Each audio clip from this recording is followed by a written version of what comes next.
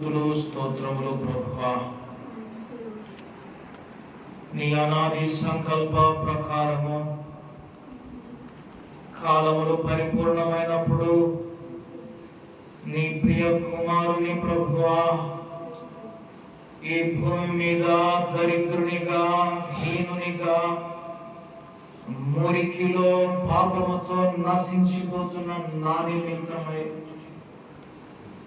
ఈ భూమి మీదకి పంపించి ఘోరమైన శిలువ మరణమునకు అప్పగించి నాకు విమోచనను కల్పించినందుకై నీకు స్తుతులు స్తోత్రములు. దీనికి ప్రతిగా నేను ఏమి చెల్లించగలను? నిత్యము నీకు రుణస్థునిగానే నేను మిగిలిపోతాను ప్రభువా.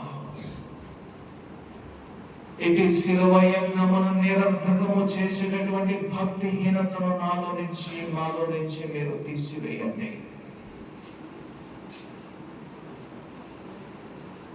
శిలువలో క్రీస్తు విజయమును ప్రభువా మేము కనపరిచేటటువంటి జీవితాలను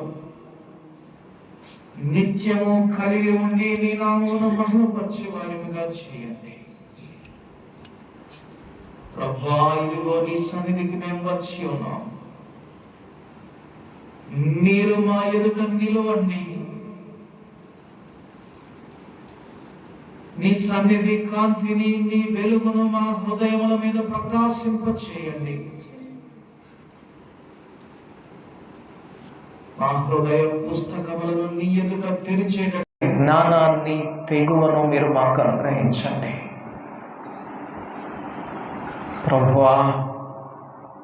నీ కార్యమును జరిగించండి, మీ నామమును మహిమపరచబడనివ్వండి. క్రీస్తు తప్ప ఎవరునూ మా మధ్య కనబడకుండానట్లుగా నీ సన్నిధిని మాకు అనుగ్రహించండి. నీ ఆత్మ ప్రత్యక్షతను అపేక్షించు ప్రతివానికి ప్రభువా నీ ఆత్మ సన్నిధిని మీరు అనుగ్రహించమని యేసు అను పరిశుద్ధమైన నామమందు ప్రార్థించి వేడుకుంటున్నాము తండ్రి, ఆమేన్.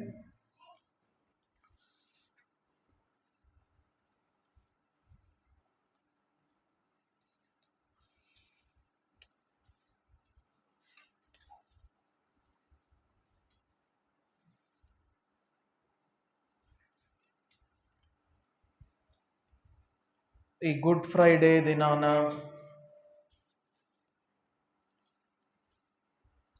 క్రీస్తు ప్రభు వారు మన కొరకై సిలువలో ఆయన చేసిన ఆ మహాయజ్ఞము,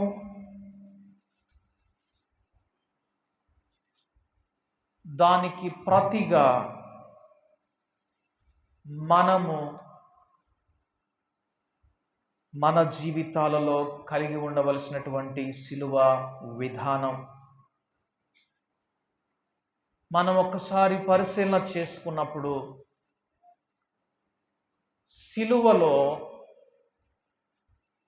పాపికి పాప క్షమాపణ దొరికింది, రోగికి స్వస్థత దొరికింది, బంధింపబడిన వానికి విడుదల దొరికింది. అయితే మనము మరింత లోతుగా ధ్యానం చేయడానికి ఇష్టపడిన వారమై సిలువ వైపు చూచినప్పుడు సిలువలో ఒక సవాలు కనబడుతుంది.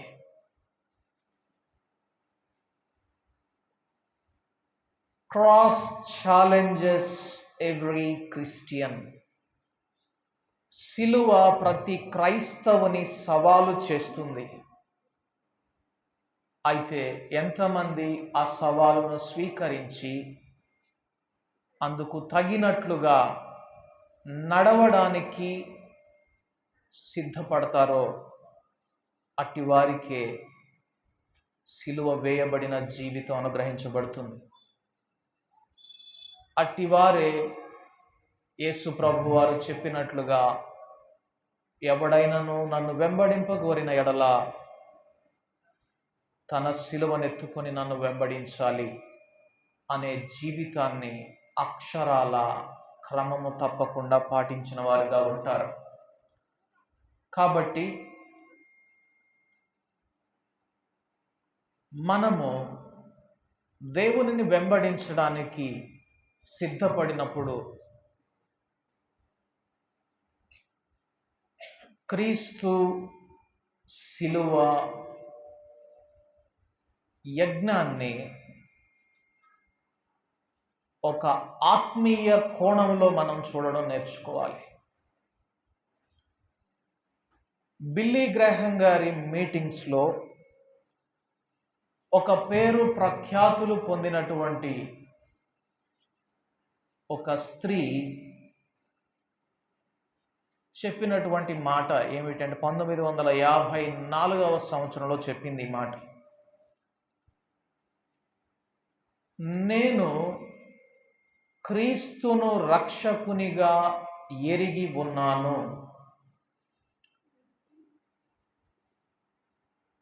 నేను క్రీస్తును రక్షకునిగా అంగీకరించాను ఫలానా వయస్సులో. అయితే ఆయన నాకు ప్రభువుగా మారడానికి నాకు 30 సంవత్సరములు పట్టింది అన్నది. ఈ దినాల్లో క్రైస్తవులకు, చాలామంది విశ్వాసులకు క్రీస్తు ప్రభు వారు మనలను మన పాపము నుండి రక్షించడానికి ఈ భూమి మీదకి వచ్చారు. కాబట్టి మనము ఆయన యొద్దకు వచ్చి ఆయన పాదముల మీద పడి క్షమాపణ అడగడం ద్వారా మనం రక్షింపబడతాం. That is enough for our salvation. మన రక్షణకు అది సరిపోతుంది అనే స్థాయిలోనే ఆగిపోతూ ఉన్నారు. కానీ గమనించండి, యేసు ప్రభు అని మనము నోటితో ఒప్పుకొని హృదయమందు విశ్వసించడం ద్వారా మాత్రమే మనము రక్షింపబడతాం. ఎలాగా? Until he becomes your lord. ఆయన నీ హృదయమునకు ప్రభువుగా మార్చబడనంత వరకు నీ రక్షణ కార్యం జరగదు. కానీ ఎంతమందికి ఆయన మాస్టర్గా ఉంటున్నాడు, ప్రభువుగా ఉంటున్నాడు, అధికారిగా ఉంటున్నాడు, యజమానిగా ఉంటున్నాడు. మేమంతా రక్షింపబడ్డాం. క్రీస్తు శిలువ రక్తంలో నా పాపాలు నేను కడుగుకున్నాను, ఆయన నన్ను క్షమించాడు, నేను రక్షింపబడ్డాను అని ఆయన ప్రభువుగా చేసుకోనటువంటి వారు ఎక్కువగా ఉంటున్నారు. ఈ దినం నుండి ఆయనదే నా జీవితం మీద అధికారం, ఈ దినం నుండి ఆయనదే ఒక నిర్ణయం, అధికారం, ఈ దినం నుండి నాకేదైనా ఒక విల్ ఉంటే, ఏదైనా ఒకటి నేను చేయాలి అనుకుంటే అది ఆయన చెయ్యాలి అనుకుంటేనే జరుగుతుంది అనేటటువంటి సంపూర్ణ అధికారానికి క్రీస్తు ప్రభువుకు తమ్మును తాము అప్పగించుకుంటున్న వారు చాలా తక్కువ. కానీ గమనించండి, మనకు దేవుడు ప్రభువుగా మారనంత వరకు మనం రక్షింపబడిన వారం కాము. మనం ఆయన దగ్గరకు రావచ్చు, కన్నీటితో మన పాపాలు ఒప్పుకోవచ్చు, ఆయన రక్తంలో మనం కడగబడవచ్చేమో, కానీ ఆయన మనకు ప్రభువుగా మారినప్పుడే, మన అన్ని విషయాల్లో ప్రభువుగా మారినప్పుడే మన రక్షణ కార్యం సంపూర్ణమవుతుంది. కాబట్టి రక్షకునిగా మాత్రమే మనం ఆయన ఎరిగిన వారిగా ఉంటే, ఈ దినాన మన కళ్ళను మనము తెరిచి ఆయన మనం ప్రభువుగా కూడా గుర్తుపెట్టుకోవాల్సినటువంటి వారిగా ఉన్నాం. ఆయన మనకు అధికారిగా కూడా ఉండవలసినటువంటి ఆవశ్యకత ఉంది. కాబట్టి ఈ దినాన యేసు ప్రభు వారు చెప్పినటువంటి సిలువ జీవితాన్ని పరిశుద్ధాత్ముడు లోతుగా పౌలు ద్వారా చెప్పించినటువంటి మాటతో కొంచెం లోతుగా ధ్యానం చేద్దాం. గలతీయులకు రాసినటువంటి పత్రిక, మనమందరము కూడా క్రీస్తును వెంబడించాలి అంటే సిలువ వేయబడినటువంటి జీవితం కలిగి ఉండాలి. ఎవడైనా నన్ను వెంబడించాలి అంటే తను తాను ఉపేక్షించుకొని తన సిలువనెత్తుకొని నన్ను వెంబడించాలి. అట్టివాడు నాకు శిష్యుడవుతాడు. ఇప్పుడు మనమందరము కూడా కేవలం పరలోక రాజ్యాన్ని సంపాదించుకోవాలి, రక్షణ పొందాలి అనేదే మన ప్రాథమికమైనటువంటి నిర్ణయంగా ఉంటే that is not a Christian life. అది కాదు క్రైస్తవ జీవితం. శిష్యుని జీవితం, క్రైస్తవుడు అనగా శిష్యుడు, శిష్యుని యొక్క జీవితం ఏమిటి అంటే కేవలం రక్షింపబడడం మాత్రమే కాదు, ఆయన ప్రభువుగా చేసుకోవాలి. ఆయన చెప్పినట్లుగా ఆ రక్షణను పొందుకొని సిలువనెత్తుకొని మరలా ఆయన్ను వెంబడించాలి. నేను లోకమునకు సిలువ వేయబడి ఉన్నాను అని ఒక స్టేట్మెంట్ ఇచ్చాడు పరిశుద్ధాత్ముని ద్వారా పౌలు భక్తుడు. ఏది ఆయనను ఆ సిలువ వేయబడిన జీవితానికి నడిపించింది? ఎందువలన పౌలు భక్తుడు నేను లోకమునకు సిలువ వేయబడి ఉన్నాను అని చెప్పగలిగాడు? ఒకసారి మనం ఆ వాక్య భాగాన్ని చూద్దాం. గలతీయులకు రాసినటువంటి పత్రిక 6వ అధ్యాయము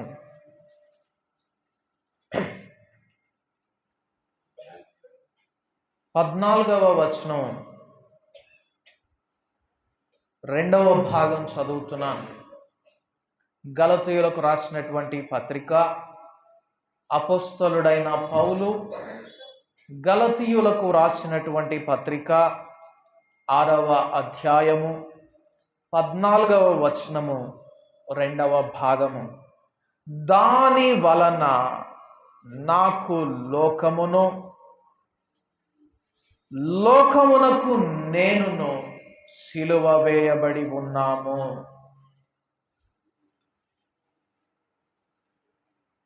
చూడండి, నేను లోకమునకును లోకము నాకును సిలువ వేయబడి ఉన్నాం. ఒకదాని వలన. ఏంటి అది? చూడండి, ఇప్పుడు పై భాగం చదువుకుందాం. ప్రభువైన యేసుక్రీస్తు సిలువయందు అతిశయించుట. అది మనము లోకమునకు సిలువ వేయబడి ఉండాలి. లోకము మనకు సిలువ వేయబడి ఉండాలి అంటే మనలో ఏం ఉండాలి? సిలువయందు అతిశయించడం ఉండాలి. అతిశయించడం అంటే we may feel proud of by something. ఏదో ఒక విషయమును బట్టి మనము గర్వించడం, హుందాగా భావించడం, సంతోషించడం. నేను ఏ విషయాన్ని బట్టైనా సంతోషించినా, ఏ విషయాన్ని బట్టైనా నేను గర్వించినా, హుందాగా భావించినా అది కేవలం సిలువ మాత్రమే అనే అనుభవంలోనికి వచ్చినప్పుడే మనం లోకానికి సిలువ వేయబడిన వారిగా, అనగా మనము సిలువనెత్తుకొని దేవుణ్ణి వెంబడించిన వారిగా ఉండగలుగుతాం. ఏమిటి సిలువయందు అతిశయించడం అంటే?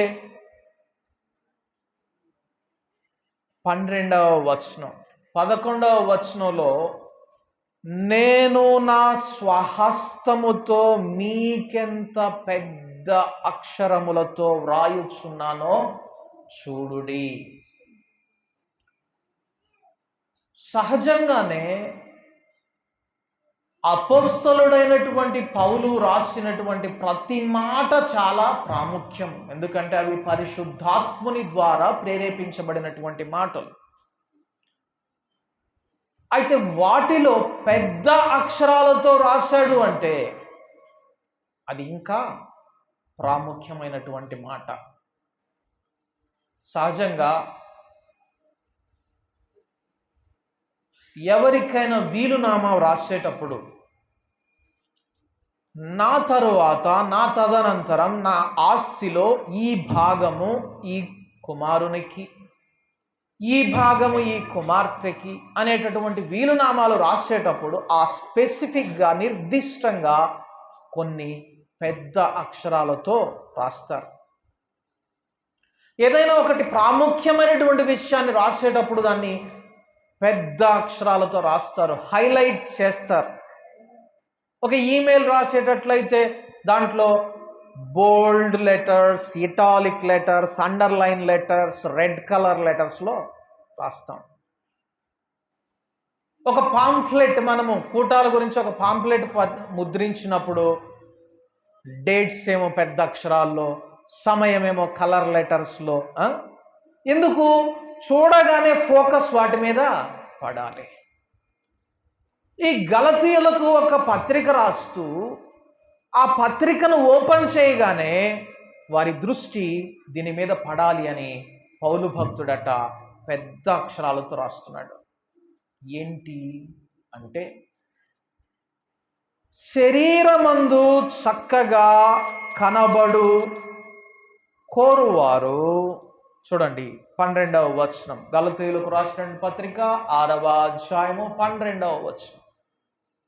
పెద్ద అక్షరాలతో రాస్తున్నాడు పౌలు భక్తుడు. శరీర విషయమందు చక్కగా అగపడగోరువారెవరో వారు తాము క్రీస్తు యొక్క శిలువ విషయమై హింస పొందకుండుటకు మాత్రమే. చూడండి, శిలువయందు అతిశయించకుండా ఉంచేటటువంటి పరిస్థితి ఏంటో తెలుసా? శరీరమందు చక్కగా కనబడాలని కోరుకోవడం.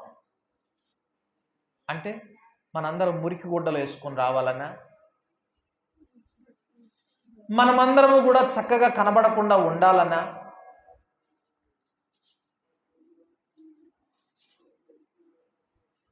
అప్పుడే నిద్ర వచ్చేసింది. స్టార్ట్ చేసి 10 నిమిషాలు కాలేదు. అందుకే కొంచెం ప్రార్థనలో మీరు జ్ఞాపకం చేసుకోమని చెప్పేది. 10 నిమిషాల స్పీకర్ని కావాలి నేను.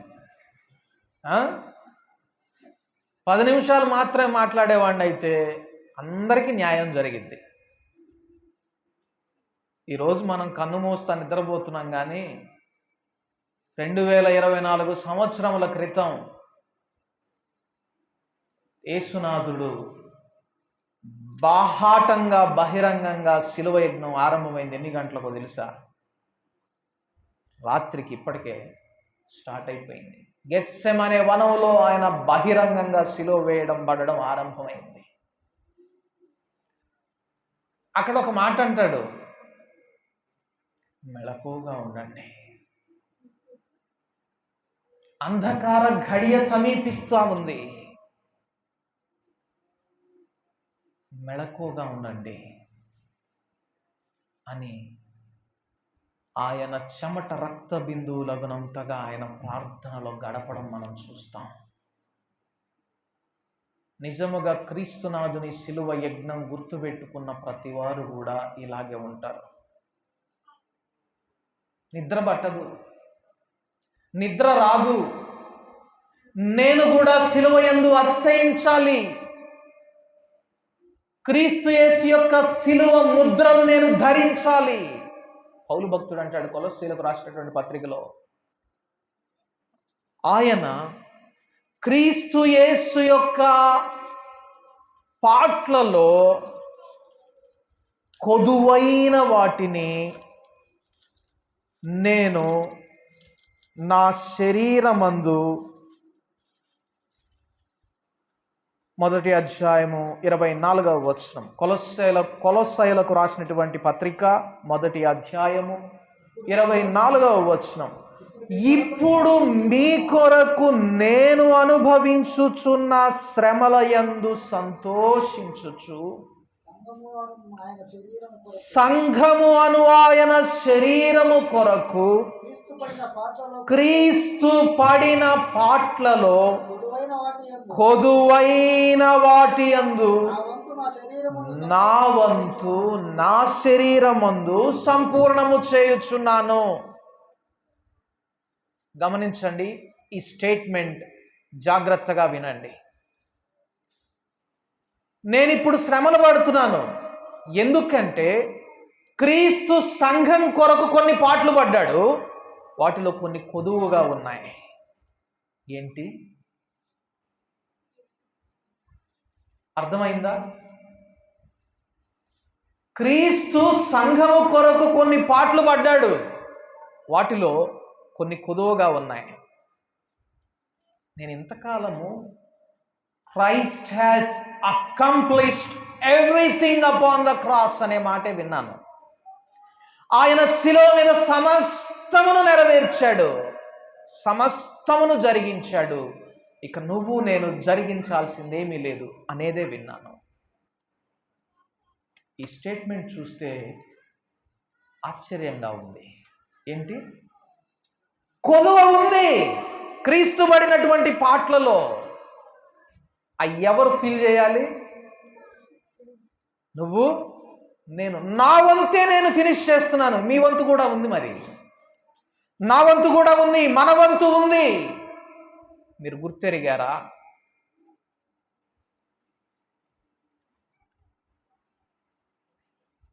అది గుర్తెరిగితే నేను సిలువ వేయబడాలి, సిలువ యందు అతిశయించే జీవితానికి నేను ఎదగాలి అని నిద్ర లేని జీవితాన్ని గడుపుతాడు క్రైస్తవుడు.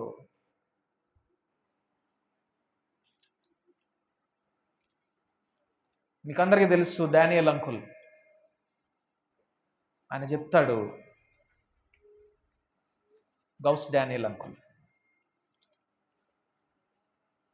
ఆఫ్రికా ఖండానికి క్రీస్తును చూపించినటువంటి డేవిడ్ లివింగ్స్టన్ అనే మాట, క్రీస్తును నిజముగా ప్రేమించిన వానికి వాని జీవితం ఎలాగా ఉంటుంది అంటే మర్మాంగములలో రాచపుండు పుట్టినట్టుంటదట. అంటే చెగ్గడ్డలు వేసినట్టుంటదట. కూర్చుంటారా? నిలబడగలుగుతారా? పండుకోగలుగుతారా? తిరగగలుగుతారా? చూడండి. ఇక నిద్రపోతారా? క్రైస్తవుడు అలాగుండాలి. పాటలున్నాయి నీవు నేను సిలువలో పూర్తి చేయవలసినటువంటివి. అందుకే అన్నాడు, సిలువనెత్తుకొని నీ సిలువనెత్తుకొని వెంబడించు, ఫినిష్ చేయి నీ వంతు. నిర్లక్ష్యంగా ఉండద్దు. ఇక్కడ అంటున్నాడు, సిలువ యందు అతిశయించడం అనేదే నన్ను ఈ లోకానికి సిలువ వేసేటట్లు చేసింది. కొందరిని అలాగా సిలువ వేయబడకుండా ఆపుతుంది ఏంటి అంటే శరీరం ముందు వారు చక్కగా అగపడగోరడం. శరీరం ముందు చక్కగా అగపడడం తప్పిందయ్యా. Worship the lord in the beauty of his holiness. ప్రతిష్ఠిత అలంకారములు ధరించుకొని ఆయన సన్నిధిని ఆయన్ను ఆరాధించండి, ఆయన ఎదుట సాగిలపడండి అని కదా దేవుని వాక్యం చెప్తా ఉంది. మళ్ళీ చక్కగా ఆగపడకూడదు అంటారేంటి? చూడండి, శరీరమందు చక్కగా అగపడడం అంటే ఈ బాహ్య అలంకరణ కాదు. నేను అదే చెప్పాను, సిలువలో క్షమాపణ చూడొచ్చు, విడుదల చూడొచ్చు, స్వస్థత చూడొచ్చు, ప్రేమ చూడొచ్చు, త్యాగం చూడొచ్చు. కానీ ఒకటి చూడాలి క్రైస్తవుడు, ఛాలెంజ్, సవాలు చూడాలి.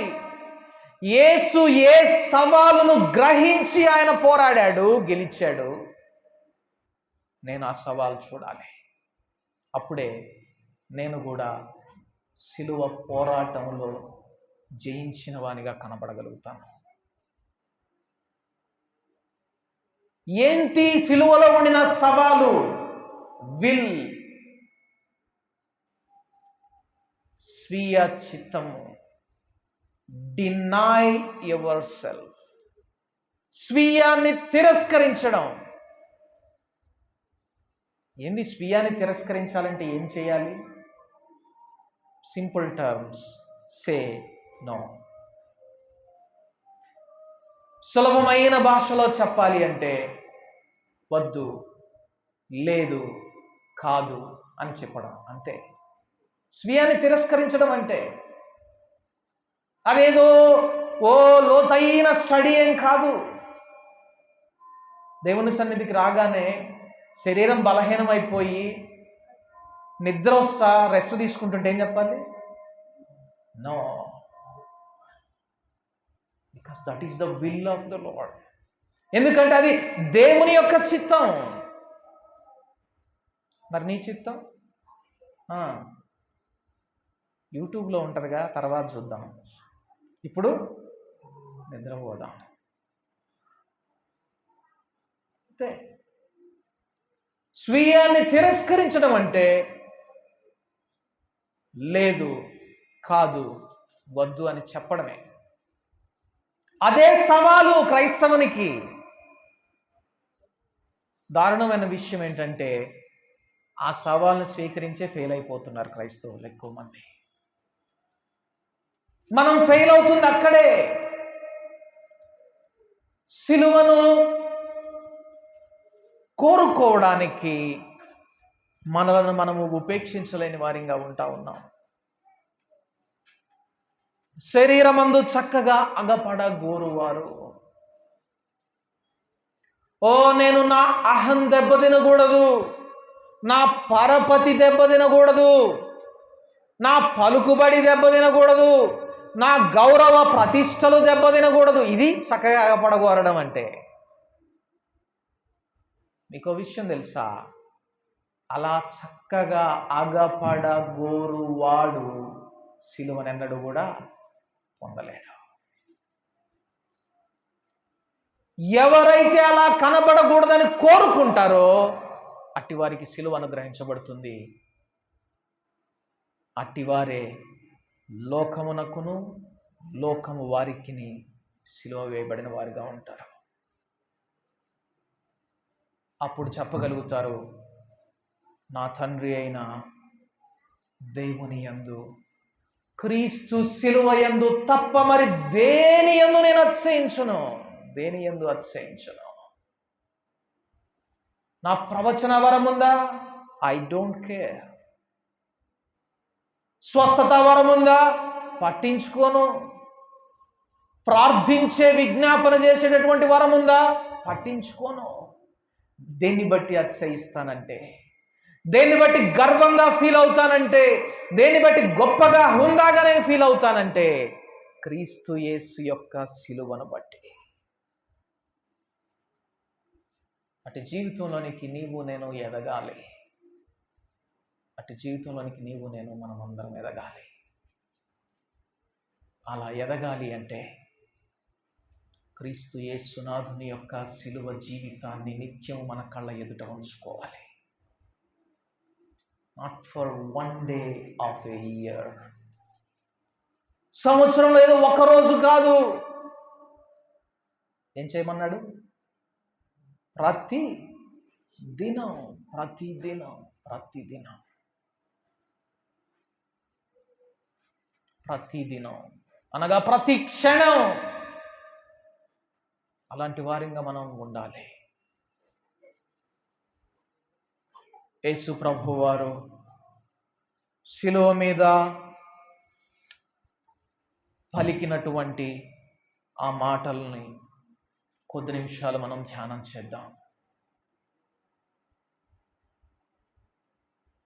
యేసు ప్రభు వారు శిలువ మీద పలికినటువంటి 7 మాటలు మీకు అందరికీ బాగా పరిచయం. ఎన్నో సంవత్సరాల నుంచి మనం అందరం కూడా ఈ మాటలు వింటూ ఉన్నాం, ధ్యానం చేస్తూ ఉన్నాం, ప్రార్థిస్తూ ఉన్నాం. దేవుని సేవకులు ఉండినప్పుడైతే ఇంకా చాలా గొప్పగా ఉండేది ఈ సీజన్. గుడ్ ఫ్రైడే ఉంటాం. నాన్నగారు ఉన్నప్పుడు కూడా నేను చాలాసార్లు విన్నాను. ఒక నెల ముందు నుంచే నువ్వు 2వ మాట, నువ్వు 3వ మాట, నువ్వు 7వ మాట, నువ్వు మొదటి మాట, అందరికి ఒక్కొక్క మాట కేటాయించి ఈరోజు ప్రత్యేకంగా ప్రార్థన ఉండేది. చాలా గొప్పగా ఉండేది ఆ అనుభవం. ఇప్పుడు సమయానుకూలత లేకపోవడం వలన అలా చేయలేకపోతా ఉన్నాం. కానీ that is the most wonderful worship. చాలా అద్భుతమైనటువంటి ఆరాధన. వ్యక్తిగతంగా దేవుని హృదయ లోతుల్లోకి వెళ్ళి ఆయన పలికినటువంటి మాటలను ధ్యానించడం. అది ఒక్క దినమే కాదు, మనం ప్రతిదినం చేయగలిగిన వారిగా ఉండాలి. సరే, మొదటి మాట చెప్తారు ఎవరన్నా? మొట్టమొదటగా సిలువలో యేసు ప్రభు వారు పలికినటువంటి మాట, తండ్రి వీరేమి చేయుచున్నారో వీరెరుగరు, వీరిని క్షమించుము. కాబట్టి సిలువ యజ్ఞం క్షమాపణతో ఆరంభమైంది. నీవు నేను సిలువనెత్తుకుని దేవుణ్ణి వెంబడించాలంటే మొట్టమొదటిగా నీవు నేను చేయవలసిందేంటి? క్షమించడం. అది చేయలేకపోబట్టి మనం సిలువనెత్తుకోలేకపోతా ఉన్నాం. కాబట్టి క్షమాపణ యొక్క ప్రాముఖ్యత అర్థమైందా? ప్రతి వారిని మనం క్షమించగలిగే వారిగా ఉండాలి, క్షమించగలిగే వారిగా ఉండాలి. అలాగా క్షమించినప్పుడే సిలువ వేయబడిన జీవితం యొక్క పునాది మనకు కనబడుతుంది. క్షమించడం. తండ్రి వీరేమి చేయుచున్నారో వీరెరుగరు, వీరిని క్షమించు, వీరిని క్షమించు. చాలా కష్టం క్షమించడం అంటే. అదొక బరువు. అందుకే మన పితరులు సహవాసపు తొలి దినాలలో రక్షింపబడినటువంటి పెద్దలు వాళ్ళొక స్టేట్మెంట్ ఇచ్చేవాళ్ళు. సాక్ష్యం చెప్పి మనం చాలాసార్లు సాక్ష్యాలు వింటాం మీటింగ్స్లో. వాళ్ళొక స్టేట్మెంట్ ఇచ్చేవాళ్ళు. నేను ఫలానా దైవజనుడు దేవుని వాక్యం చెప్తా ఉండినప్పుడు దేవుడు నా పాపాలు నాకు చూపించాడు. ఇక వెళ్ళి నేను ఒంటరిగా కూర్చొని ఒక్కొక్కటి ఒప్పుకోవడం మొదలుపెట్టాను. సాయంత్రానికి నా హృదయం తేలికైపోయింది. ఎందుకు? క్షమాపణ దొరికింది. క్షమాపణ దొరికినప్పుడు లేదా మనము క్షమించినప్పుడు, క్షమాపణ దొరకాలంటే ఇంకో కండిషన్ కూడా ఉంది. మేము మా ఎడల అపరాధములు చేసిన వారిని మేము క్షమించిన ప్రకారమే. ఇప్పుడు నాకు మొత్తం వద్దు, కొంచెం క్షమాపణ చాలు అంటే నేను కూడా కొంచెమే క్షమిస్తే సరిపోయింది. కానీ సంపూర్ణ క్షమాపణ కావాలంటే సంపూర్ణంగా క్షమించాలి. కానీ చాలా కష్టం, చాలా బరువు. గుండె గాయం చేసి, మన అహాన్ని సమాధి చేసి, మన పరువును మంటగలిపినటువంటి సహోదరుని యొద్దకు పోయి నన్ను క్షమించు సహోదరుడు అని హృదయమంతటితో క్షమించడం చాలా కొండంత భారం మన హృదయం మీద పెట్టినట్లుంటుంది. మరి ఒక్క సహోదరుని యొక్క దోషమే మన మీద అంత భారంగా ఉంటే, సర్వలోక పాపములు ఆయన మీద పెట్టబడినప్పుడు ఆయనకి ఎంత భారము? సర్వమానవాళి, సర్వ సృష్టి, ఒక మాటలో చెప్పాలంటే సృష్టి ఆరంభం నుండి సృష్టి అంతము వరకు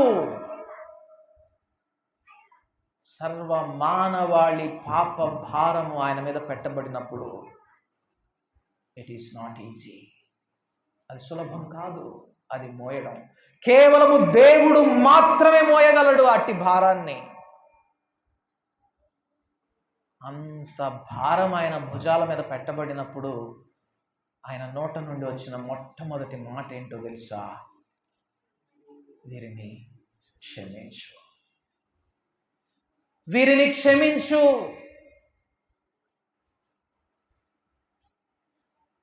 చూడండి, మన పాపము మనకు రుణము. మన పాపము మనకు రుణం, మనకుండినటువంటి రుణం.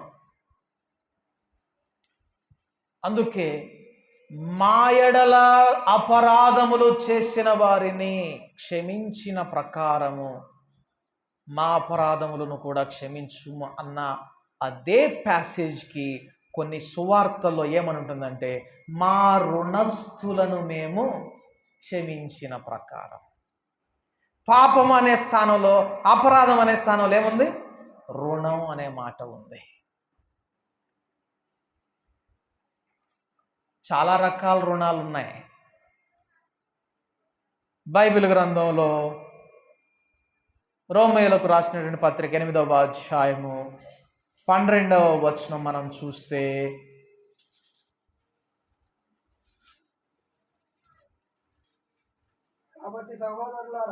కాబట్టి సహోదరులారా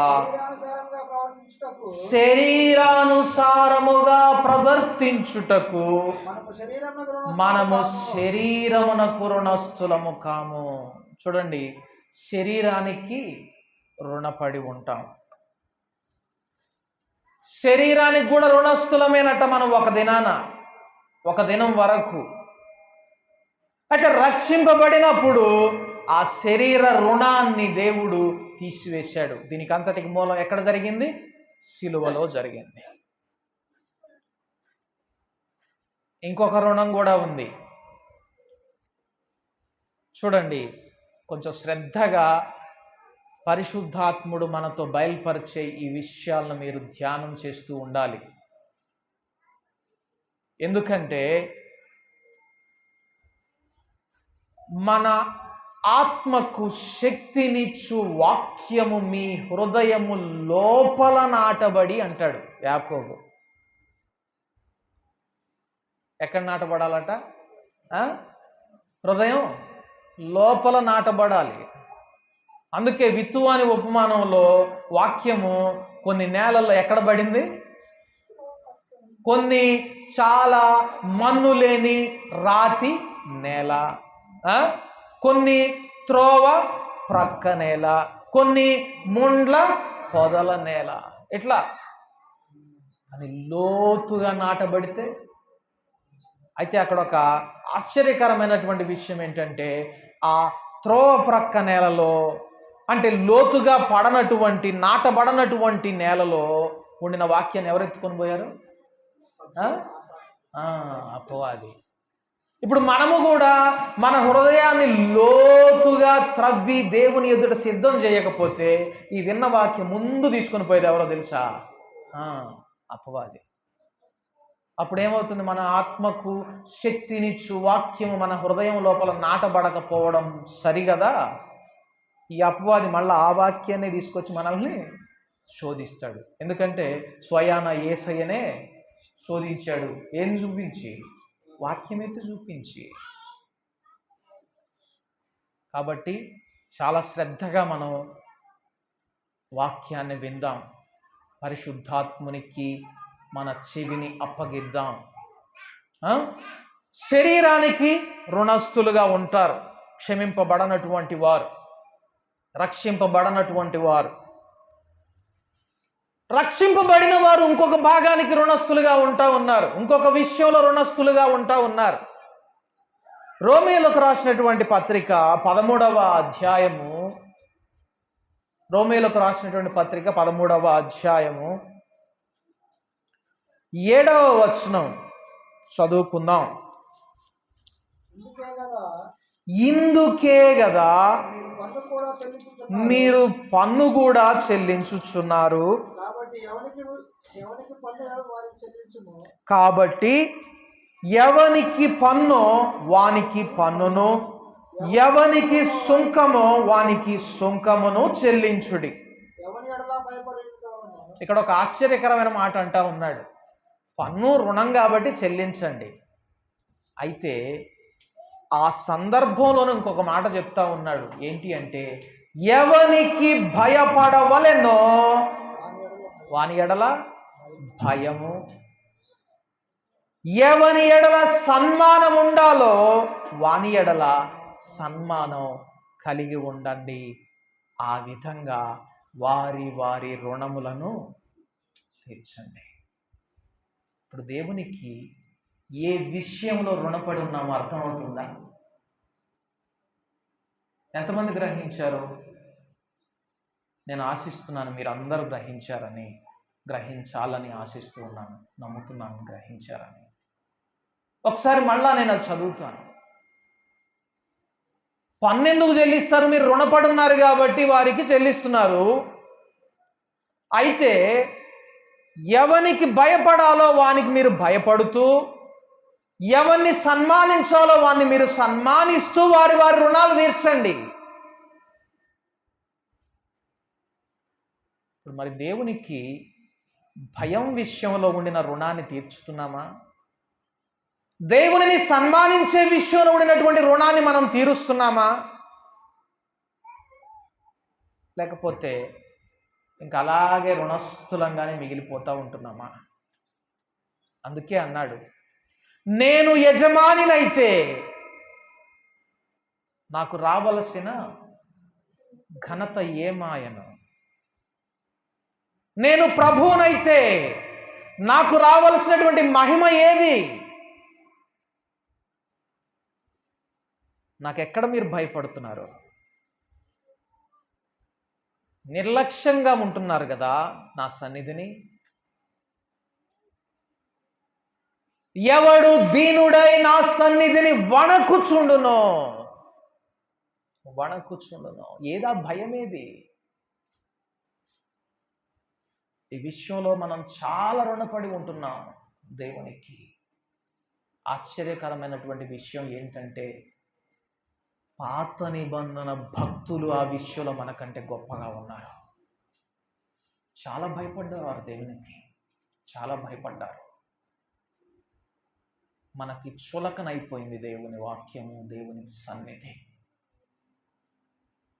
దేవుని మాటకు మనం భయపడడం లేదు.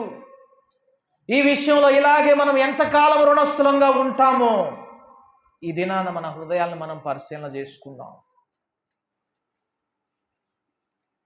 అయితే యేసు ప్రభువారు శిలువ మీద మన పాప రుణమును తీర్చినట్లుగా మాత్రమే బైబిల్ గ్రంథం చూపించడం లేదు.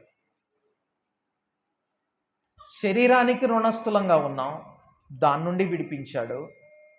దేవునికి మనం భయపడవలసిన రీతిగా మనం భయపడలేక మనం రుణస్థులుగా మిగిలిపోయాం.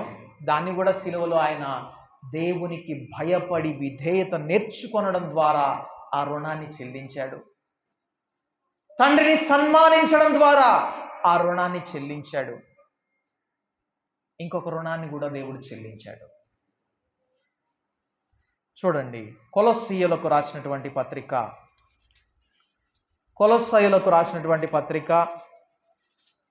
2వ అధ్యాయము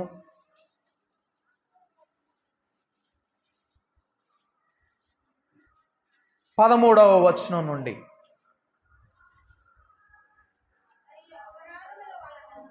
మరియు అపరాధముల వలనను శరీరమందు సున్నతి పొందక ఉండుట వలనను మీరు మృతులై ఉండగా, దేవుడు వ్రాతరూపకమైన ఆజ్ఞల వలన మన మీద రుణముగాను మనకు విరోధముగాను ఉండిన పత్రమును మేకులతో సిలువకు కొట్టి దాని మీది చేవ్రాతను తుడిచివేసి మనకు అడ్డము లేకుండా దానిని ఎత్తివేసి మన అపరాధములనన్నిటిని క్షమించి ఆయనతో కూడా మిమ్మును జీవింపచేసెను.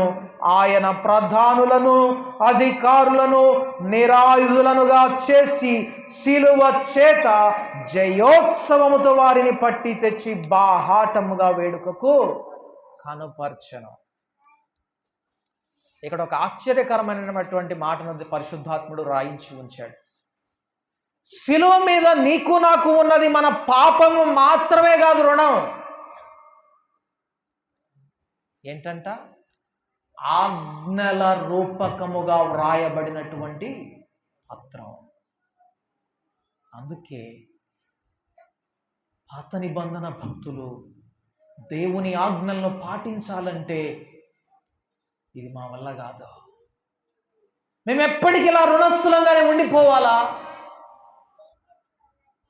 ఈ ఆజ్ఞలు భారంగా ఉంటున్నాయి, మేము పాటించలేకపోతా ఉన్నాం, మేము ఫెయిల్ అవుతున్నాం, ఇక మా రుణం తీర్చబడదా ఎన్నటికీ అని ఆక్రోశించినప్పుడు, కాలములు పరిపూర్ణమైనప్పుడు తండ్రి తన కుమారుని పంపి ఈ ఆజ్ఞల రూపకంగా ఉండినటువంటి రుణాన్ని కూడా కొట్టివేశాడు.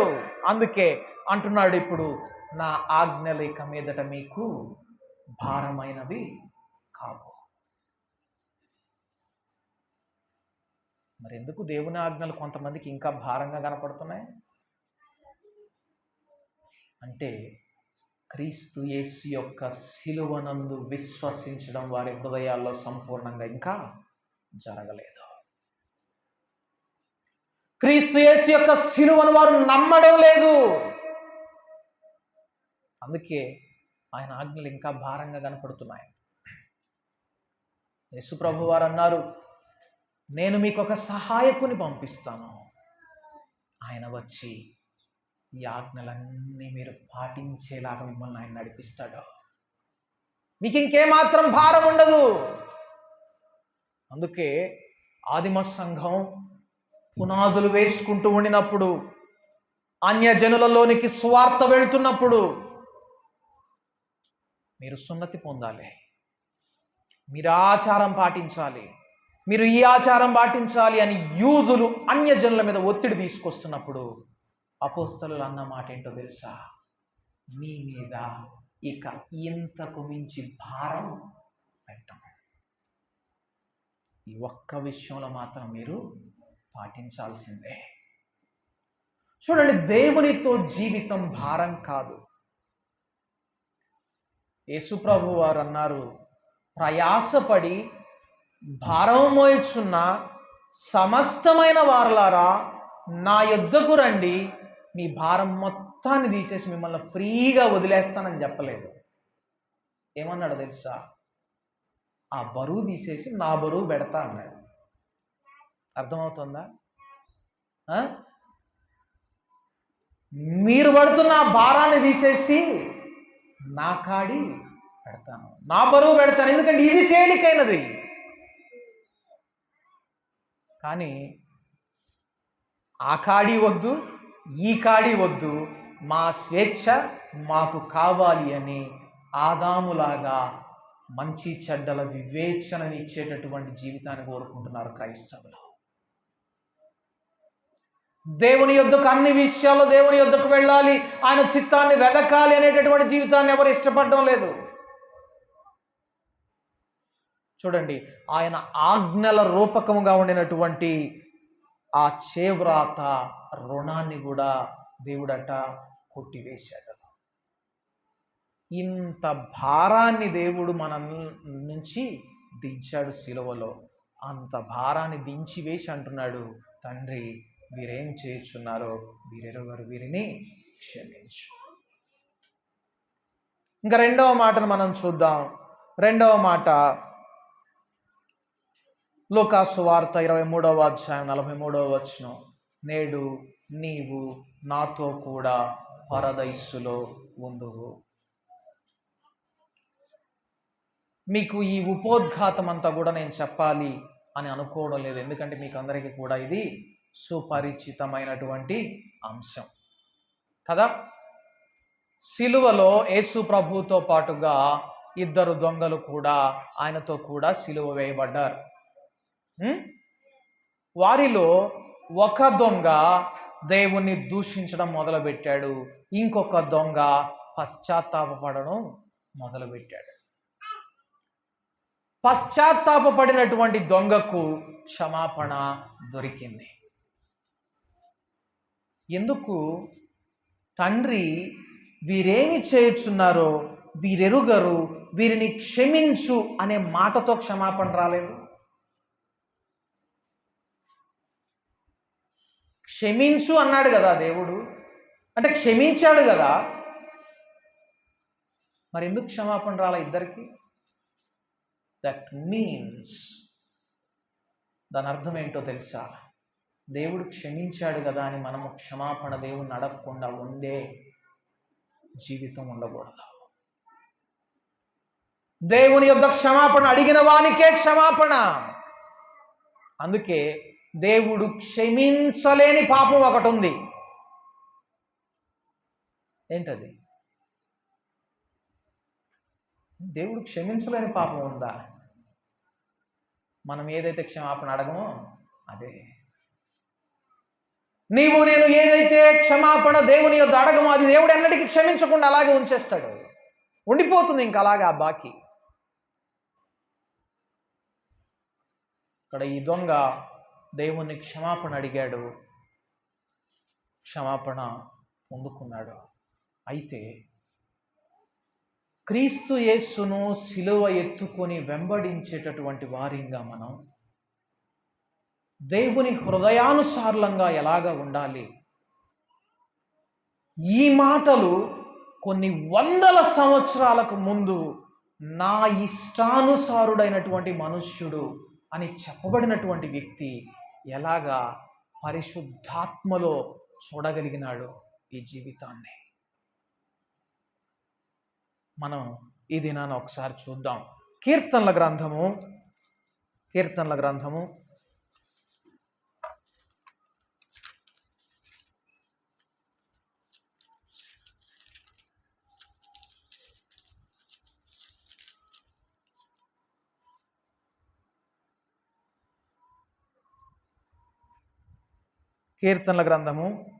22వ అధ్యాయము. మీరు ఈ దినమంతా ఈ అధ్యాయాన్ని చదివి, కొంతమంది చదివి వినిపించుకొని ధ్యానం చేయాలని నేను ఆశపడుతూ ఉన్నాను. చూడండి, దేవుని యొక్క సంకల్పము దేవుని ఆత్మ ద్వారా మనకు తెలియపరచబడుతుంది అనే దానికి ఇది స్వచ్ఛమైనటువంటి ఉదాహరణ. కాలములు పరిపూర్ణమైనప్పుడు తండ్రి తన కుమారుని పంపించి ఏ విధముగా ఈ యజ్ఞం చేయబోతా ఉన్నాడో కొన్ని వందల సంవత్సరాలకు ముందుగానే స్పష్టంగా మక్కి పోసగుచ్చినట్లుగా గ్రహించగలిగినాడు దావీదు భక్తుడు. ఈ 22వ అధ్యాయంలో 7వ వచనంలో ఒక మాట ఉంటుంది చూడండి. నన్ను చూచువారందరూ పెదవులు విరిచి తల ఆడించుచు నన్ను అపహసించుచున్నారు. 6వ వచనంలో నరుల చేత నిందింపబడిన వాడను, ప్రజల చేత తృణీకరింపబడిన వాడను. చూడండి, ఆ మొదటి వచనం చూస్తే నా దేవా నీవు నన్ను ఎలబెడనాడితివి అనే మాట. తర్వాత 15వ వచనంలో నా బలము ఎండిపోయి చెల్ల పెంకు వలె ఆయన నా నాలుక నా దవడను అంటుకొని ఉన్నది, నేను దప్పికొనుచున్నాను అనేటటువంటి మాట. వారు నా చేతులను నా పాదములను పొడిచి ఉన్నారు, శీలలు కొట్టడం. వారు నా వస్త్రములు పంచుకొనుచున్నారు, 18వ వచనం. నా అంగీ కొరకు చీట్లు వేయిచున్నారు. అబ్బా, చూడండి ఎంత స్పష్టంగా గ్రహించాడో. మనకు ఎందుకు దేవుని సంకల్పం తెలియపరచబడడం లేదు? దేవుణ్ణి వెదకాలి అన్న ఆశ మనలో ఉంటే, నన్ను వెదకుడి నేను మీకు దొరుకుతాను. దేవుడు వాగ్దానం చేశాడు. మీలో ఆశ ఉంటే ఆశ కలిగిన ప్రాణాన్ని ఆయన తృప్తిపరుస్తాడు. అందుకే అంటాడు, మీలో ఎవరికైనా జ్ఞానము కొదువుగా ఉంటే వాడు నన్ను అడగవలెను అని అక్కడ ఒక మాట అంటాడు. ఆయన ఎవనిని గద్దింపక ధారాళముగా దయచేవాడు.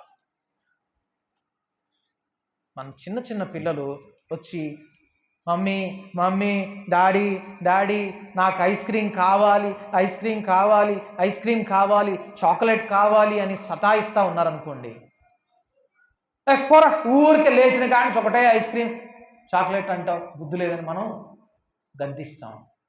కానీ మీకు విషయం తెలుసా? నాకు జ్ఞానం కొదువుగా ఉందయ్యా, నాకు వాక్య గ్రహింపు తక్కువగా ఉందయ్యా, నేను నీ యొక్క సంకల్పాన్ని చిత్తాన్ని తెలుసుకోలేకపోతా ఉన్నానయ్యా, నాకు నేర్పించయ్యా అని అడిగితే ఆయన ఎవరిని గద్దించక ధారాళంగా ఇచ్చేవాడట.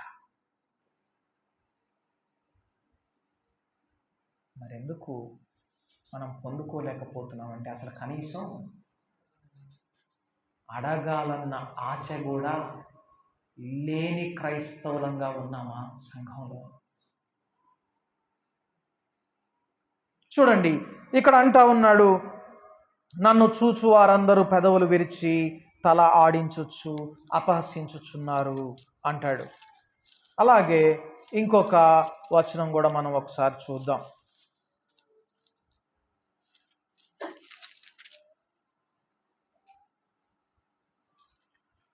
142వ కీర్తన 142వ కీర్తన చూడండి. దేవుడు మన గురించి ఎప్పుడైనా నా హృదయానుసారుడు, నా ఇష్టానుసారుడు అని సర్టిఫై చేస్తే ఇంత అద్భుతమైన జీవితం మనకు అనుగ్రహించబడుతుంది.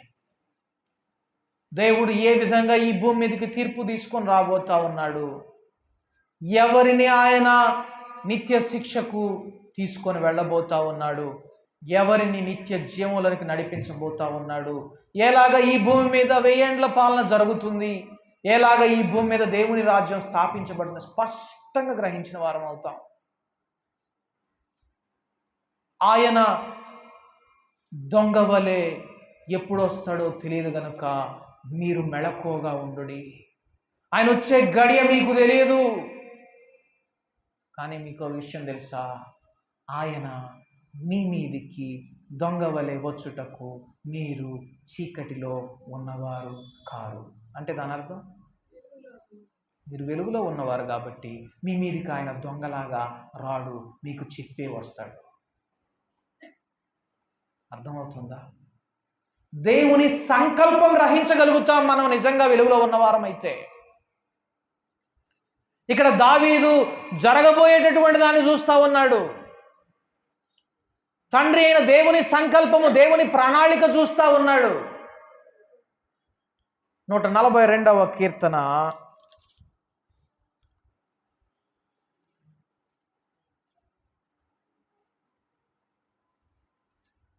ఒకసారి చదువుకుందాం. నేను ఎలుగెత్తి యెహోవాకు మొరలిడుచున్నాను, ఎలుగెత్తి యెహోవాను బతిమాలు కొనుచున్నాను, బహు వినయముగా ఆయన సన్నిధిని నేను మొర్ర పెట్టుచున్నాను, నాకు కలిగిన బాధ ఆయన సన్నిధిని తెలియజెప్పుకొనుచున్నాను.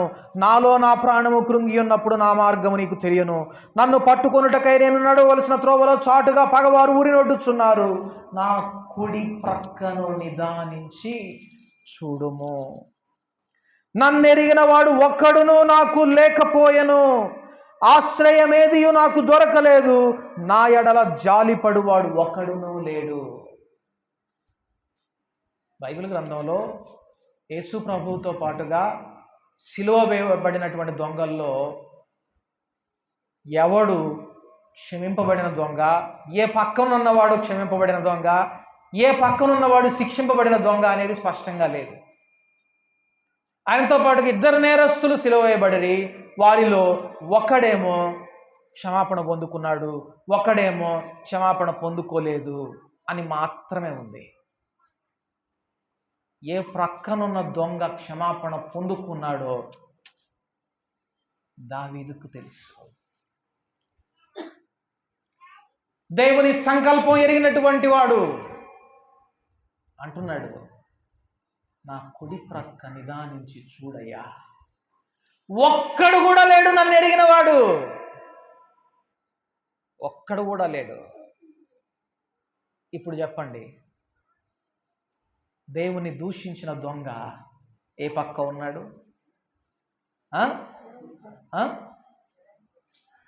దేవుని దూషించిన దొంగ ఎటు ప్రక్క ఉన్నాడు? నా కుడి ప్రక్కన ఒక్కడు కూడా నన్ను ఎరిగిన వాడు లేడు. నన్ను ఎరిగిన వాడు ఒక్కడు నాకు లేకపోయాడు. నా ఎడల జాలి పడేవాడు ఒక్కడు కూడా లేడు నా కుడి ప్రక్క. ఇప్పుడు చెప్పండి, దేవుని దూషించిన దొంగ ఎటు పక్క ఉన్నాడు? దావీదుకు తెలిసింది ఇన్ని సంవత్సరాల క్రితం, నీకు నాకు తెలియకపోయా. దేవుని సంకల్పం ఎరిగిన వారంగా ఉన్నాము. అసలు దేవుని ఇష్టము నెరవేర్చే వారమైతే ఇలాంటివి తెలియజేస్తాడు. అందుకే అన్నాడు, దావీదు యొక్క వాంఛ ఏంటంటే, అయ్యా నీ ధర్మశాస్త్రంలోని గ్రహింపలేని గూఢమైన సంగతులు నాకు తెలియజేయ్యా. ఆ ఆశ లేదు మనకు. పోలోమని పోతా ఉన్నాం బైబిల్ పట్టుకొని, ఎంత దూరం నడిచామో తెలియదు, ఎటు పోయామో కూడా తెలియదు. 7 మాటలు.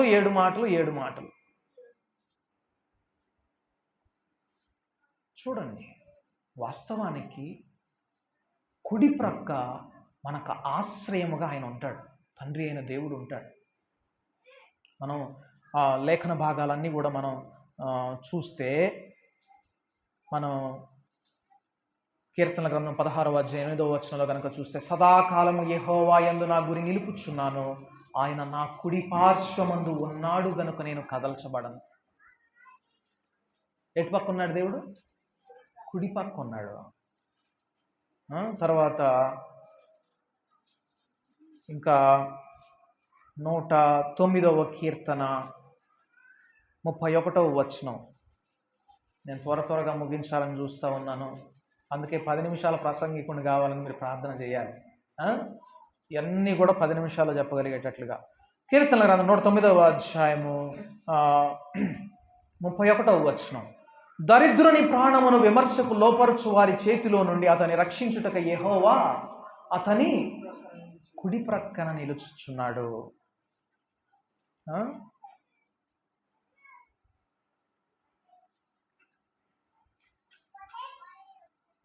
121వ కీర్తన 5వ వచనం. 121వ కీర్తన 5వ వచనం. యెహోవాయే నిన్ను కాపాడువాడు, నీ కుడి ప్రక్కను యెహోవా నీకు నీడగా ఉండును. కుడి ప్రక్కన దేవుడు ఎల్లప్పుడూ తోడుగా ఉండాలి. అట్లాంటిది నా కుడి ప్రక్కన నన్ను ఎరిగిన వారెవరూ లేరు. నా కుడి ప్రక్కన ఎవరు జాలి పడేవారు లేరు. ఎందుకు వచ్చింది యేసయ్యకు ఆ పరిస్థితి?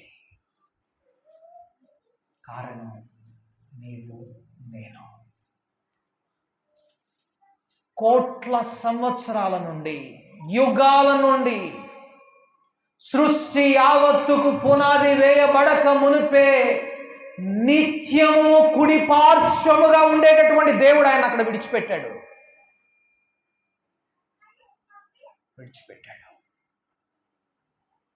ఆశ్రయముగా కనబడవలసిన స్థానంలో దూషణ వినబడుతూ ఉంది.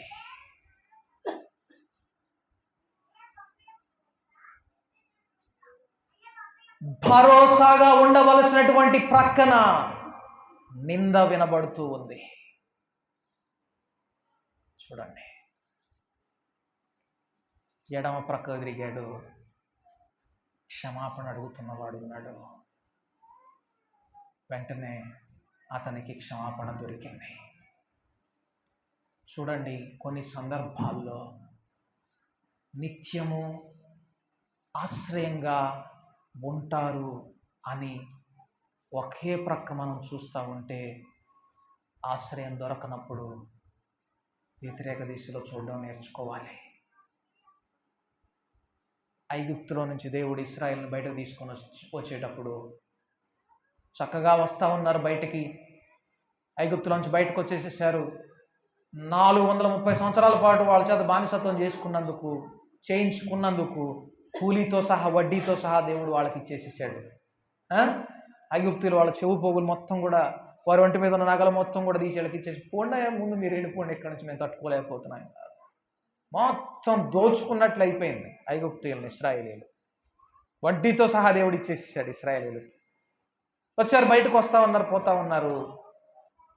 ఇంతలో ఫరో మనసు మారింది, వెనక తరుముకుంటూ వస్తూ ఉన్నాడు. ఇటుపక్క పర్వతం, ముందు చూస్తే ఎర్ర సముద్రం, వెనక చూస్తే ఫరో సైన్యం. ఏ పక్కకు చూడాలి? ఇక పైకి చూశారు. నీవు నేను కూడా అలాగా చూసేవాడిగా ఉండాలి.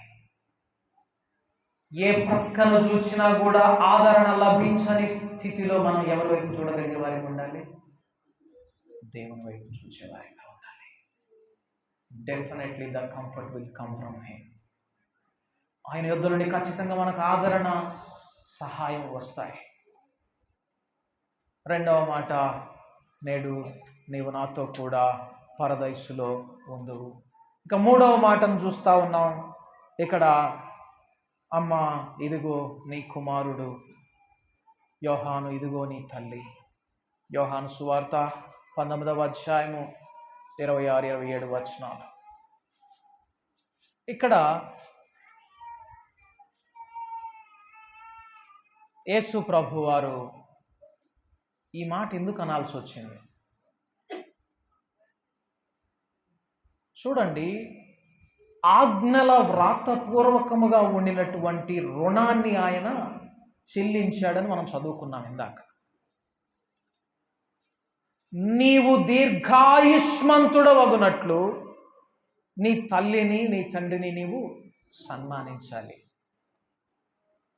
మరి యేసయ్య అక్కడ చచ్చిపోబోతా ఉన్నాడు కదా, ఇంకా నాకు దీర్ఘాయుష్ ఆడుంది, అంతేగా. ఇక నేను ఆజ్ఞ పాటించి ఏం ప్రయోజనం? ఇంక నా జీవితమే ముగిసిపోతుంది.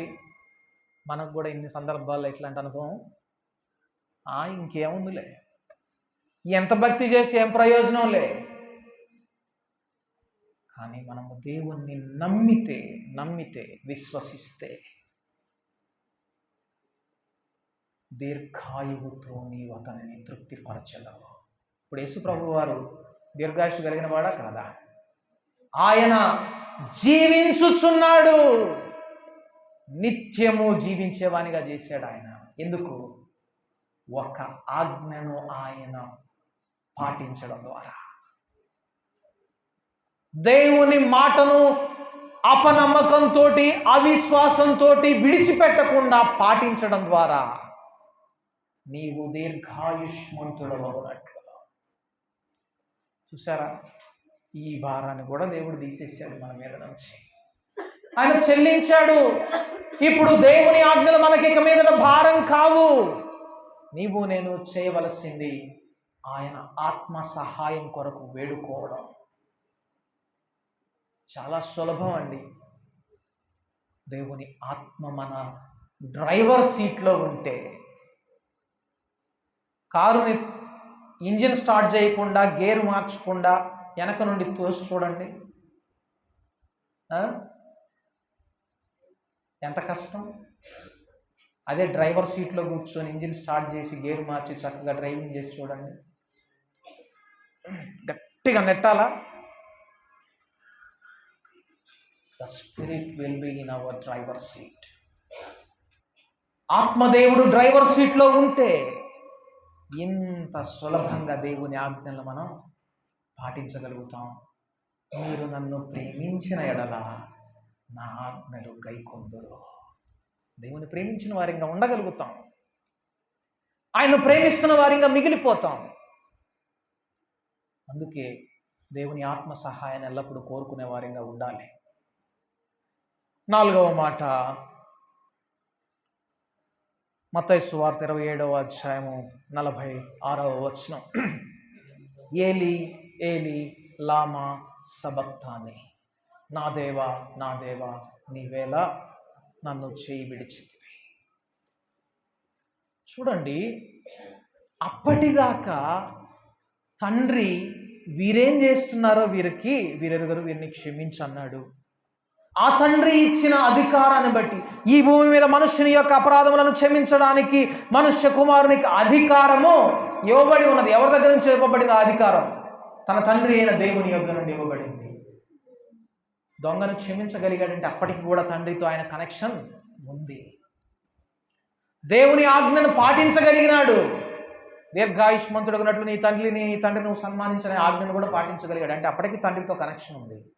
కానీ ఇక్కడికి వచ్చేసేటప్పటికి నా దేవా, ఎందుకు తండ్రి నీవేళ నన్ను చేయి విడిచితివి అనడం లేదు? నా దేవా, నా దేవా, నన్నేలా చేయి విడిచితివి అని అన్నాడు. అది కూడా బిగ్గరగా కేక వేసెను అనే మాటను మనం చూస్తాం.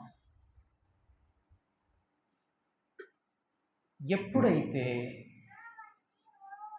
నిజమైనటువంటి నరకము క్రీస్తు మీద పెట్టబడిందో ఆయన దాన్ని భరించలేకపోయాడు. మీకు ఆ విషయం తెలుసా? నరకాన్ని భరించడం సామాన్యమైనటువంటి విషయం కాదు. ఏంటి నరకం? ఆరని అగ్ని, పురుగు చావనటువంటి జీవితమా? నో నో, కాదు కాదు కాదు. నరకం అంటే ఏంటో తెలుసా? తండ్రి అయిన దేవుని నుండి ఎడబాటు కలిగినటువంటి జీవితం. అది భరించలేకపోయాడు యేసయ్య. కానీ నువ్వు నేను మనకు చాలా తేలిక తండ్రిని విడిచిపెట్టి ఉండడం, దేవుని విడిచిపెట్టి ఉండడం. అందుకే ఎంతమందితోనైనా వాగ్వాదానికి దిగుతాం, ఎంతమందినైనా క్షమించకుండా వదిలేస్తాం, ఎంతమందినైనా ప్రేమించకుండా ద్వేషిస్తాం. ఎన్నిసార్లైనా దేవుని ఆజ్ఞలను మనం తృణీకరిస్తాం. ఎందుకంటే దేవునితో కనెక్షన్ మనకి అంత ఇంపార్టెంట్ కాదు. కానీ యేసయ్యకు తండ్రితో కనెక్షన్ చాలా ప్రాముఖ్యం. అది పోయింది. ఆ నరకాన్ని ఆయన భరించలేకపోయాడు. అందుకే బిగ్గరగా కేక వేస్తా ఉన్నాడు. అదే 142వ కీర్తనలో దావీదు చూశాడు. నీవు నేను తండ్రి యొక్క చిత్తాన్ని ఏం గ్రహించగలుగుతున్నావు? దేవుని హృదయాలోచనను ఎరిగిన వారిగా మనం ఎలాగ ఉండలేకపోతున్నాం? అర్థమవుతుందా? ఎందుకు ఉండలేకపోతా ఉన్నాం? దావీదు ఎలుగెత్తి నేను మొర్ర పెడుచున్నాను. చూడండి 142వ కీర్తనలో ఎలుగెత్తి బిగ్గరగా కేక వేశాడట దేవుడు, యేసు ప్రభువారు. నేను ఎలుగెత్తి యెహోవాకు మొరలిడుచున్నాను, యెహోవాను బతిమాలుకుంటున్నాను. నా దేవా, నా దేవా, నా దేవా. ఎప్పుడు నా కుడి పక్కన ఉంటావు కదా, ఎప్పుడు నాకు ఆశ్రయంగా ఉంటావు కదా, ఎప్పుడు నాకు భరోసాగా ఉంటావు కదా. ఎక్కడికి వెళ్ళిపోయావు? ఎందుకు చేయి విడిచిపెట్టావు? నా కుడి చేయి పట్టుకొని ఉంటావు కదా ఎప్పుడు. బిగ్గరగా కేక వేశాడు. నా కుడి ప్రక్కన నేను చూచినప్పుడు నన్ను ఎరిగిన వాడు నాకు లేడు. నన్ను ఎరిగిన నా తండ్రి లేడు నా కుడి ప్రక్కన. నా మీద జాలి పడేవాడు కూడా లేడు. నా దేవా, ఎందుకయ్యా చేయి విడిచిపెట్టావు?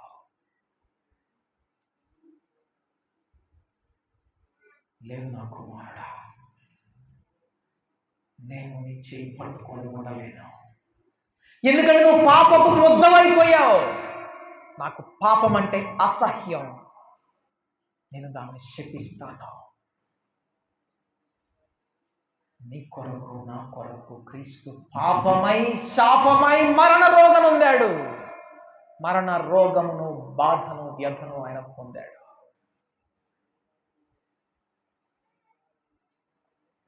కనుమా సిలువపై క్రీస్తేసుడు పొందిన శ్రమలు మనకై సిలువపై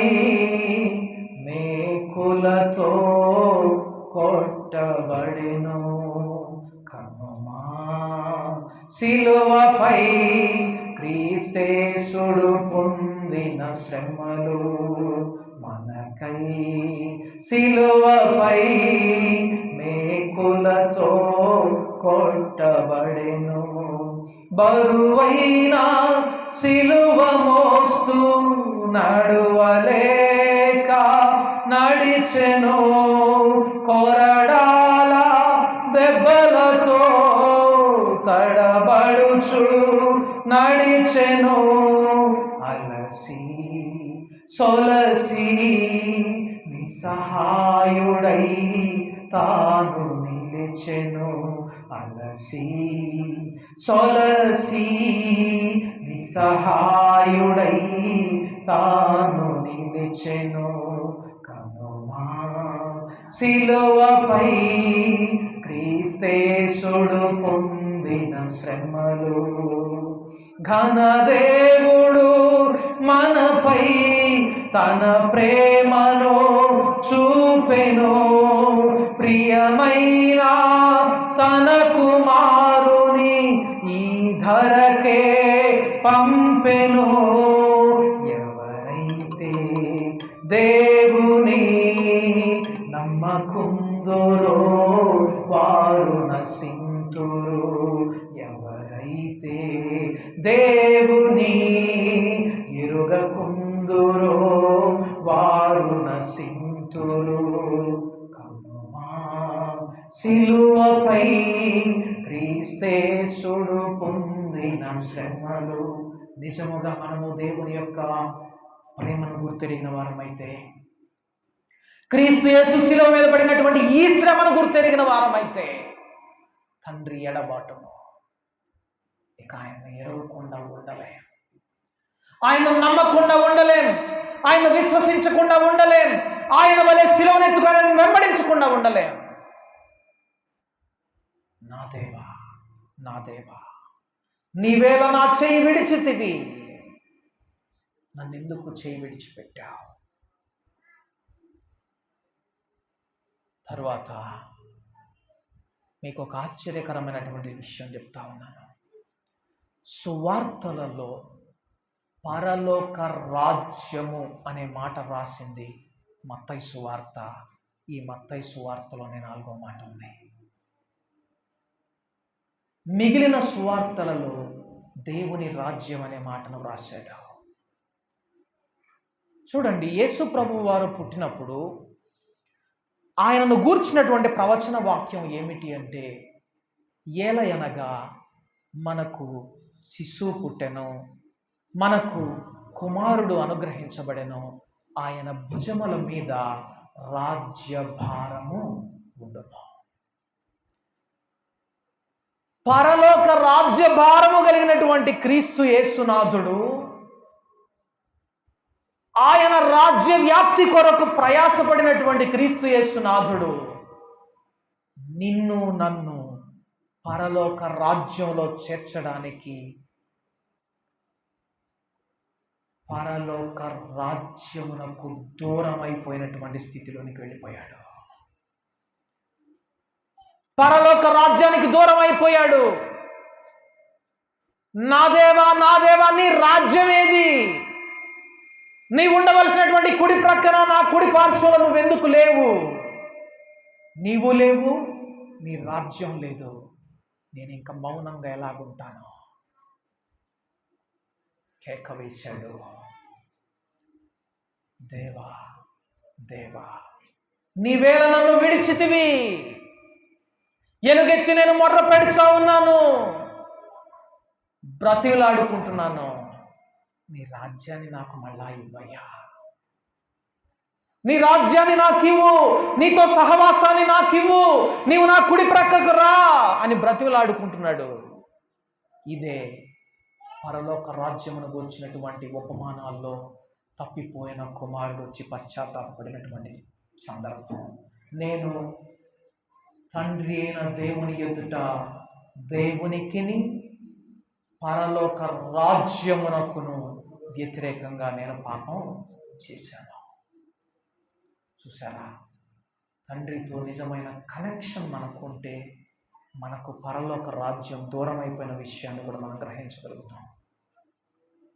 నువ్వు నేను దేవుడు దూరం అయిపోయినా, పరలోక రాజ్యం పోగొట్టుకునే స్థితిలో ఉన్నా, ఇంకా నిర్లక్ష్యంగా నిర్విచారంగా దేవుని సన్నిధిలో కూర్చుంటున్నామంటే ఇక నీకు నాకు ఎటువంటి కనెక్షన్ దేవునితో ఉందో గ్రహించాలి. నిజమైన కనెక్షన్ దేవునితో ఉండినప్పుడు దేవుడు దూరం అవ్వడమే కాదు, పరలోక రాజ్యం కూడా పోగొట్టుకున్నామని మనం గ్రహించగలుగుతాం. పరలోక రాజ్య భారము కలిగినటువంటి క్రీస్తు యేసునాథుడు పరలోక రాజ్యం దూరం అవ్వగానే, అందుకే యేసు ప్రభు వారు సిలువ ఎక్కడానికి ముందు, తండ్రి భూమి మీద ఈ సర్వ సృష్టింపబడక ముందు, సృష్టి ఆరంభమందు నీ యొద్ద నాకు ఎటువంటి మహిమ ఉన్నదో అట్టి మహిమను మళ్ళా నాకు ఇవ్వు. నాకు ఆ పరలోక జీవితం కావాలి, ఆ పరలోక భాగ్యం నాకు ఎల్లప్పుడూ ఉండాలి, ఆ మహిమాయుక్తమైన జీవితం నాకు ఇవ్వు అని ప్రార్థించడం మనం చూస్తాం. ఎంతకాలమైంది మనం ప్రార్థన చేసి? సృష్టి ఆరంభమునకు ముందే ఆయన తన సంకల్పము ప్రకారము మిమ్మును క్రీస్తులో కనెను. ఏది ఆ జీవితం? ఆ పరలోక భాగ్యము, ఆ పరలోక మహిమ నా జీవితంలో ఎందుకు ఉండడం లేదు? నేను పోగొట్టుకున్నానయ్యా, నా దేవా నన్నేల చేయి విడిచితివి అని ఎందుకు కేకలేయలేకపోతా ఉన్నా? క్రీస్తు వైపు చూద్దామా? ఆయన శిలువ వైపు చూద్దామా? ఆయన శ్రమలను చూడండి. అందుకే కనుమ శిలువపై క్రీస్తేశ్వరుడు పొందిన శ్రమలు. అలసి సొలసి నిస్సహాయుడుగా ఆయన ఎప్పుడు మారిపోయాడంటే పరలోక రాజ్యం దూరం అయిపోయినప్పుడు. ప్రయాసపడుతున్నావా? భారం మోస్తా ఉన్నావా? నా దగ్గరకు రా. నీ అలసటను గుర్తెరిగితే పరలోక రాజ్యం యొక్క భారాన్ని గ్రహించగలుగుతావు. 5వ మాటను చూద్దాం. నేను దప్పిగొనుచున్నాను. యోహాను సువార్త 19వ అధ్యాయము 28వ వచనం. ఎండిన భూమి మీద, చెప్పండి, దప్పిగొనిన వాని మీద నీళ్లను, ఎండిన భూమి మీద ప్రవాహ జలములను నేను కృమ్మరిస్తాను, జీవజలముల ఓటను నేను అన్న వ్యక్తి జలం లేనటువంటి స్థితిలోకి వెళ్ళిపోయాడు. నేను దప్పిగొనుచున్నాను. ఇదే మనం ఇందాక చూసాము కీర్తన గ్రంథము 22వ అధ్యాయంలో, నా నాలుక నా దవడను మండుచున్నదే. ఎందుకో తెలుసా? నా యందు విశ్వాసం ఉంచు వాడెవడు వాని కడుపులో నుండి జీవజల నదులు బయలుదేరను. నిన్ను నన్ను జీవజల నదుల ఓటగా మార్చడానికి ఆయన ఎండిపోయాడు. కానీ ఎండిపోయిన బ్రతుకుతో ఉన్న మనం మాత్రం మొర్ర పెట్టలేకపోతా ఉన్నాం. మనం పాట పాడతాం కదా, వర్షధారగా రావా యేసయ్యా, ఎండిపోయిన భూమిని నేనయ్యా, వర్షధారగా రావా యేసయ్యా, ఎండిపోయిన భూమిని నేనయ్యా, ఈ నేలలో పంట లేదయా, నా మనసులో శాంతి లేదయా, వర్షధారగా రావా యేసయ్యా, ఎండిపోయిన భూమిని నేనయ్యా. ఎప్పుడు మాట్లాడదామేక? నేను ఎండిపోయిన భూమినయ్యా, నా మనస్సులో శాంతి లేదు, ఆత్మ పంట లేదు, ఫలం లేదు. ఎప్పుడైతే తన తనలో ఉండిన జీవజలం ఎండిపోయిందో కేక వేశాడు. నేను తప్పికొంటున్నాను, నేను తప్పికొంచున్నాను. అదేందయ్యా, నువ్వే కదా చెప్పింది, నేనిచ్చు నీళ్లు త్రాగువాడెవడు ఎన్నడూ దప్పికొనడు. మరి నీకే దాహమా? అవును, నీ నిమిత్తమే. గుర్తిరుగుతున్నామా క్రీస్తును? ఇకనైనా క్రీస్తు యేసు శిలువ యందు అతిశయించడం నేర్చుకున్నామా? శరీరమందు చక్కగా అగపడగోరు వాడెవడో వాడు ఎన్నడూ క్రీస్తు యేసు శిలువను పొందలేడు. క్రీస్తు యేసు శిలువను పొందలేడు. 6వ మాట, సమాప్తమైనది. ఆయన పరలోక రాజ్యానికి దూరం అయ్యాడు, తండ్రికి దూరం అయ్యాడు. తనలో ఉన్న జీవజలమంతా ఎండిపోయింది. అప్పుడు నెరవేర్చబడింది నీ యొక్క నా యొక్క రక్షణ కార్యము, యజ్ఞం. అప్పుడు సమాప్తమైంది నీ నా రక్షణ కార్యం. ఈ స్థితి గుండా ఆయన పోవలసి వచ్చింది. నువ్వు నేను అంత సులభంగా తీసుకున్నామా రక్షణను? క్రీస్తు యేసునాథుడు అనుగ్రహించిన రక్షణ నీకు నాకు అంత తేలికైపోయిందా? He has to pay so much price for our salvation. మన రక్షణ కోసం ఆయన ఎంతో వెల చెల్లించాల్సి వచ్చింది. ఆ వెల నీవు నేను ఎన్నటికీ గ్రహించలేడు. ఎందుకంటే తండ్రితో సహవాసం యొక్క విలువ నీకు నాకు ఎన్నటికీ అర్థం కాదు. అది గ్రహించిన వానికి అర్థమవుతుంది అది ఎంత విలువ. 7వ మాట, తండ్రి నీ చేతికి నా ఆత్మను అప్పగించుకొనుచున్నాను. ఎప్పుడైతే తండ్రితో సహవాసం పోతున్నా, పరలోక రాజ్యానికి దూరం అవుతున్నా, జీవజలముల ఊట అయిన యేసునాథుడు ఎండిపోయి తన నాలుక దప్పికొనుచున్నా, నిన్ను నన్ను ప్రేమించడానికి నిర్ణయించుకొని రాను మీద వేలాడాడే, అందును బట్టి తండ్రితో మరలా సహవాసం ఆయనకు వచ్చింది. వెంటనే ఇందాక దేవా దేవాని మొర్రపెట్టిన నోరు ఇప్పుడు మరలా ఏమని మొరపెడుతుందంటే, తండ్రి నా ఆత్మను నీ చేతికి అప్పగించుచున్నాను. దేవుని ఆజ్ఞలను పాటించడానికి ఎంత కష్టమైన నష్టమైన విధేయత చూపించడానికి కట్టుబడి ఉంటామో, తండ్రితో సహవాసం మనకు మరలా ఎల్లప్పటికీ అనుగ్రహించబడుతుంది. ఇప్పటికే తండ్రితో సహవాసం పోగొట్టుకున్న వారిగా, దేవుని రాజ్యానికి దూరమైపోయిన వారిగా, పరలోక రాజ్య భారం లేని వారిగా ఉంటే, ప్రభువా నేను నీ ఆజ్ఞలు పాటించడానికి ఇష్టపడుతున్నాను. ఇక మీదట నేను క్రీస్తు యేసు శిలువ యందు మాత్రమే అతిశయిస్తాను. నా శరీర విషయం నేను చక్కగా పడాలని నేను కోరుకోను. ఈ శరీరం యొక్క పరువు, ఈ శరీరం యొక్క గౌరవం, ఈ శరీరం యొక్క గర్వం, ఈ శరీరం యొక్క అహం నాకు ఇక ఎంత మాత్రము లక్ష్య పెట్టను.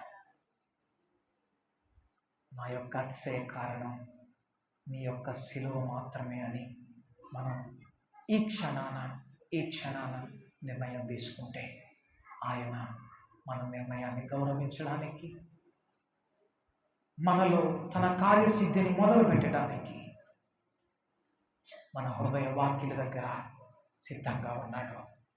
డోర్ ఓపెన్ చేద్దామా? యేసునాథుని లోపలికి ఆహ్వానిద్దాం, ప్రార్థన చేసుకుందాం. పరిశుద్ధుడా తండ్రి, నీకు వందనాలు, నీకు స్తుతులు, నీకు స్తోత్రాలు. వేనోళ్లతో మేము నిన్ను స్తుతించిన ఈ యజ్ఞం యొక్క భారం మేము గ్రహించలేము. తండ్రి, ఇక మీదట నీ యొక్క సిలువ యందు అతిశయించేవానిగా, నీ సిలువను గుర్తెరిగిన వానిగా, సిలువ శ్రమలను కళ్ళారా దావీదు వలె చూచిన వానిగా మేమందరం ఉండాలని ఆశపడుతూ నీ దగ్గరకు వచ్చి ఉండగా, ఇదిగో మా హృదయ తలుపులు తెరుస్తూ ఉన్నాం. మీరు లోపలికి రండి. మా హృదయముల మీద మీరు, మా హృదయ సింహాసనాల మీద మీరు ప్రభువుగా ఆసీనులు కండి. కేవలం మా రక్షకునిగా మాత్రమే కాదు, మాకు ప్రభువుగా కూడా మీరు ఉండండి. ఈ సిలువ యజ్ఞాన్ని, ఈ సిలువ శ్రమలను దావీదు వలె చూచిన వారమైతే దావీదు వలె మేము చెప్పగలుగుతాం, దేవుని యొద్ద ఒక్క వరం అడుగుతా ఉన్నాను, ఇక నా జీవితంలో నేను ఇంకేది కోరుకోవట్లేదు. నా జీవిత కాలమంతా యెహోవా ప్రసన్నతను నేను చూడాలి. ఆయన మందిర ఆవరణలో నేను ఆయన ఎదుట కూర్చొని ఆయన గురించి ధ్యానం చేయాలి, ఆయన సిలువను గురించి నేను ధ్యానం చేయాలి అని దావీదు వలె మేము అనగలుగుతాం. ప్రభువా తండ్రి, అటు జీవితాన్ని మాకందరికీ మీరు అనుగ్రహించమని యేసు అనే పునరుద్ధానుడై తిరిగి లేచి సజీవుడైన ఆ పరిశుద్ధుని పేరట అడిగి వేడుకొనుచున్నాం తండ్రి. ఆమేన్, ఆమేన్. మన తండ్రి అయిన దేవుని యొక్క ప్రేమయు, మన ప్రభు అయిన యేసుక్రీస్తు యొక్క కృపయు, పరిశుద్ధాత్మని యొక్క సన్నిధి సహవాసము మనకందరికీ అనుగ్రహించబడి ఇట్టి సిలువ యందు అతిశయపడే జీవితాన్ని మనకు అనుగ్రహించుగాక. ఆమేన్, ఆమేన్, ఆమేన్. అందరికీ వందనాలు. మీరు ప్రార్థనలో కొనసాగండి. ఓపిక ఉన్నవారు